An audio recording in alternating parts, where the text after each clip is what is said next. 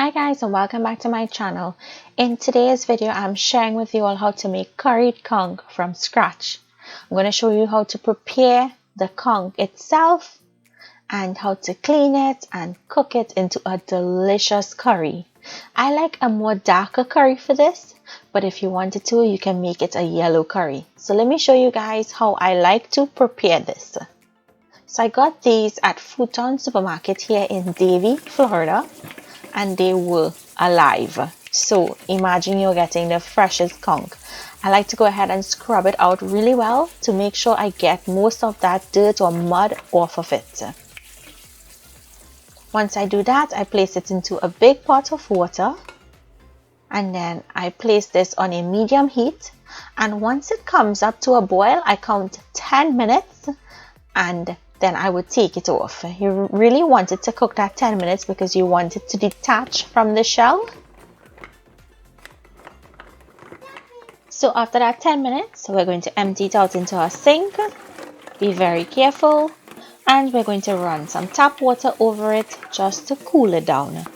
This can be very hot, so you really want to do this step. And then next, you're going to take your time and using an ice pick or a fork, poke it into the thickest part of the meat and gently pull it out. Be careful because there can be hot water in the shell and you don't want to get burnt. And this is how easily it comes out. You see those tentacles hanging? We're going to get rid of that. So I'm going to continue taking it out. And it comes out really easily, guys. My mother-in-law told me that she freezes it. So you can either boil it like I did here, or you can freeze it, whichever way suits or works for you. You can do that.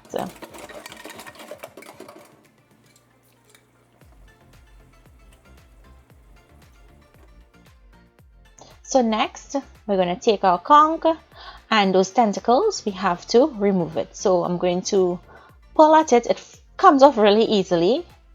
You can even take a knife and cut it off if you wanted to. So just pull it and discard, as those are not edible. Next, I'm going to pull out this nail part or this shell. And we need to take our knife and I'm going to cut this little tip off. And go ahead and cut the back open into a half. You just want to expose or open the back because there's also things in there that need coming out.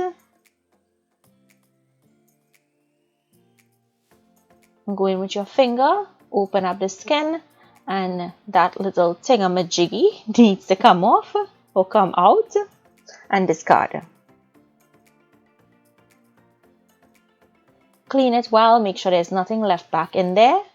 And now we're going to go ahead, we have to scrape this. So you see how dark it looks? I'm going to pull away at any loose skin. Wash it really well. And start scraping.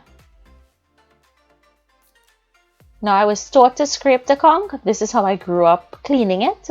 So if you don't scrape it, I mean, that's up to you, but I prefer to scrape it. So I'm going to scrape away at all of those black spots and try to get as much of it out because sometimes there is sand stuck on there, and I'm going to cut this piece out, I believe. I don't know if it's feelers or if those were the eyes, but I'm cutting that out and I'm scraping away, and you'll notice that residue is coming off. So that's why we're scraping it, to get that residue off. Where the nail was, I'm going to scrape in there also and clean in there. Pull back at the skin at the back here and clean all under here by scraping it. You see how the residue is coming off? That's what you want. You want to scrape it, clean it really well. And once it's cleaned really well, you give it a nice rinse. And you set it aside and you do the same for the others. So I'm going to do that off camera.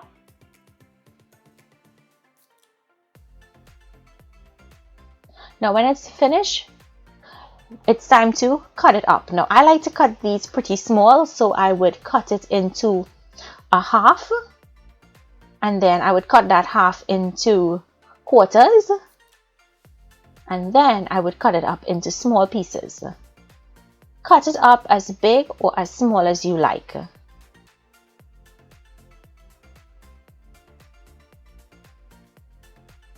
My mother-in-law makes callaloo and puts conch in it.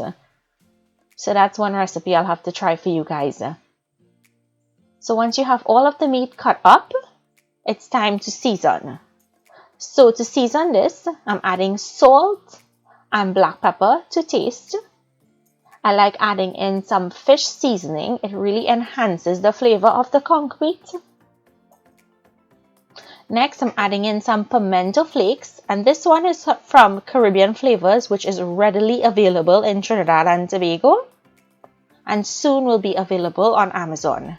Next goes in some minced garlic, some chopped tomatoes, chopped celery, chopped onions, chopped scallions, or as we say in Trinidad, chive, pimento pepper chopped, and green seasoning. And I'm using a strong green seasoning, meaning that I have pudina and curry leaves in there also. And we're going to mix. The recipe for this strong green seasoning can be found down in the description box. There's a link to it. So mix really well. Make sure it's incorporated properly. And after mixing, I want to allow this to rest for at least 1 hour. You can use it right away if you wanted to. Now I'm going to show you guys how I make my curry mixture. For this, I like the conch to be of a dark curry mixture. So I'm going to show you guys how I create this. If you wanted a more yellow curry, then you would only use the yellow curry powder or a mild curry powder. So I'm adding in my mild curry powder. Next, I'm going to go in with some ground geera or roasted cumin powder. Next goes in a little bit of amchar masala, not too much. And this is what I like to use here. This goat curry, it's a really dark, flavorful curry that is going to give my conch that taste and that look that I'm going for. Now you'll need some methi or fenugreek seeds, and this is also available from Caribbean Flavours and it's found throughout Trinidad, guys. It makes a difference when cooking. You all know I've been cooking with it for the longest while. Next goes in some cumin seeds or geera seeds, and these are whole. In this little bowl I have some aromatics, a pimento, onions, scallions, curry leaves. So in my pot, I'm going to add in some oil on a medium heat and go in with the seeds. The methi and those cumin seeds are going to infuse flavor into this oil, really add tons of flavor. So once it's dark, we're going to go in with those aromatics and allow it to saute until nice, tender and light brown in color.